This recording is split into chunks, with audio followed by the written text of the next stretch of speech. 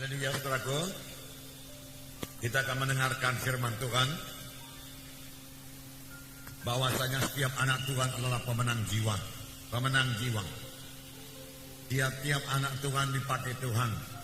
Tiap-tiap anak Tuhan, ya saudara dan saya adalah pemberita-pemberita Injil Tuhan.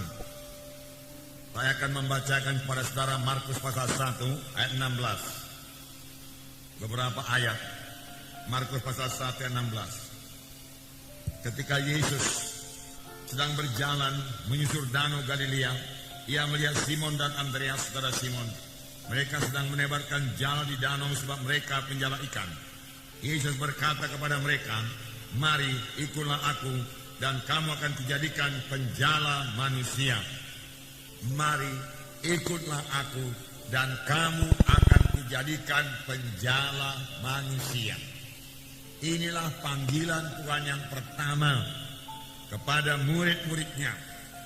Tuhan Yesus tidak berkata, "Marilah, maka kamu akan bertobat." Bukan sampai di situ saja. Tuhan menghendaki kita menjadi penjala manusia. Menjala manusia buat kerajaan sorga. Sebab di luar kerajaan sorga manusia ini binasa. Oleh sebab itu Tuhan mau memakai kita semua menjala jiwa-jiwa masuk dalam kerajaan sorga. Dan pada akhir daripada pelayanan Tuhan Yesus, sekali lagi Tuhan Yesus berkata dalam Markus 16 ayat 15, lalu ia berkata kepada mereka, "Pergilah ke seluruh dunia, beritakanlah Injil kepada segala makhluk. Siapa yang percaya dan dibaptis akan diselamatkan, tetapi siapa yang tidak percaya akan dihukum. Tanda-tanda ini akan menyertai orang-orang yang percaya. Mereka akan mengusir setan-setan demi namaku. Mereka akan berbicara dalam bahasa-bahasa yang baru bagi mereka. Mereka akan memegang ular, dan sekalipun mereka minum racun maut, mereka tidak akan mendapat celaka. Mereka akan meletakkan tangannya atas orang sakit, dan orang itu akan sembuh." Saudara, akhirnya dari pelayanan Tuhan Yesus berkata, "Pergilah ke seluruh dunia, beritakanlah Injil kepada segala makhluk." Semua anak-anak Tuhan diajak Tuhan, diperintahkan Tuhan untuk memberitakan Injil kepada segala makhluk, memberitakan Injil kepada setiap jiwa-jiwa.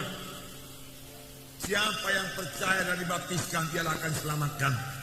Setelah percaya, memang kita perlu dibaptiskan. Tetapi siapa yang tidak percaya akan dihukum. Tiap-tiap anak-anak Tuhan perlu jadi pemenang jiwa. Ladang-ladang sudah menguning. Yohanes 4 ayat 35. Yohanes 4 ayat 35. Yesus melihat ladang-ladang yang sudah menguning.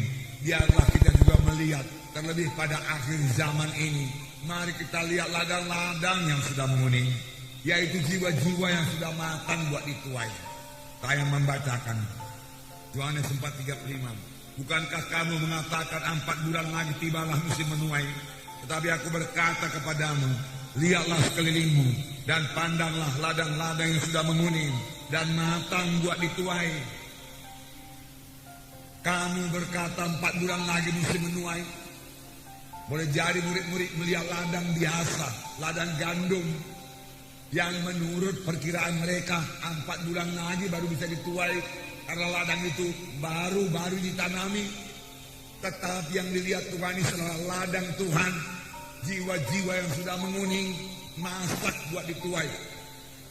Tetapi aku berkata kepadamu, Tuhan berkata, angkatlah matamu, lihatlah sekelilingmu, pandanglah segala ladang-ladang sudah menguning buat dituai. Sekarang juga kita perlu mengangkat mata kita, memandang ladang-ladang Tuhan sekeliling kita ini. Apakah itu tidak lain daripada jiwa-jiwa yang tersesat, jiwa-jiwa yang terhilang? Tetapi ada satu lagi keluhan Tuhan Yesus, yaitu Lukas 10 ayat 2 dan 3. Saya membacakan kepada saudara. Katanya kepada mereka, tuaian memang banyak tetapi pekerja sedikit. Karena itu mintalah kepada Tuhan yang mempunyai tuaian supaya mengirimkan pekerja-pekerja untuk tuaian itu. Persoalannya di sini, walau ladang-ladang sangat luas, ladang-ladang sudah menguning, siap sedia buat dituai, Tetapi pekerja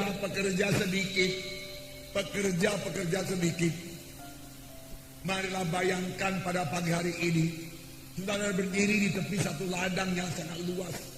Sejauh-jauh mata memandang, saudara melihat padi-padi yang sudah menguning semua. Boleh jadi berkilometer ke sana, menguning semua buat dituai. Tetapi saudara hanya melihat 20, 30, 40 pekerja saja. Pada ladangnya begitu lebar, begitu luas. Dan di kejauhan sana saudara melihat awan gelap datang. Yang berarti badai akan turun, menghancurkan semua ladang-ladang yang sudah menguning itu. Dan pekerja begitu sedikit, hanya 20-30 orang. Tentu akan banyak sekali hasil panen itu kan musnah, tidak sempat dituai, hancur oleh badai tersebut. Inilah keadaan jiwa-jiwa pada sekarang ini, pada akhir zaman ini, saudaraku. Kemana-mana kita pergi, kita melihat jiwa-jiwa yang terhilang, jiwa-jiwa yang sebenarnya mau mendengarkan Injil Tuhan dan menerima Injil Tuhan, menerima keselamatan daripada Tuhan, kesembuhan daripada Tuhan.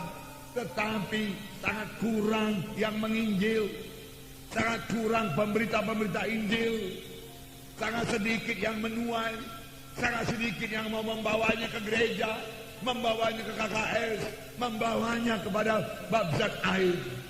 Saudara, mereka itu kan terhilang. Terhilang berarti neraka selama-lamanya. Ini yang dilihat oleh Tuhan. Dan hati Tuhan tergerak oleh belas kasihan melihat jiwa-jiwa yang terhilang itu. Biarlah ini menggerakkan gereja untuk bersaksi, memenangkan jiwa-jiwa. Biarlah setiap anak-anak Tuhan menjadi pemenang-pemenang jiwa. Amin, saudara.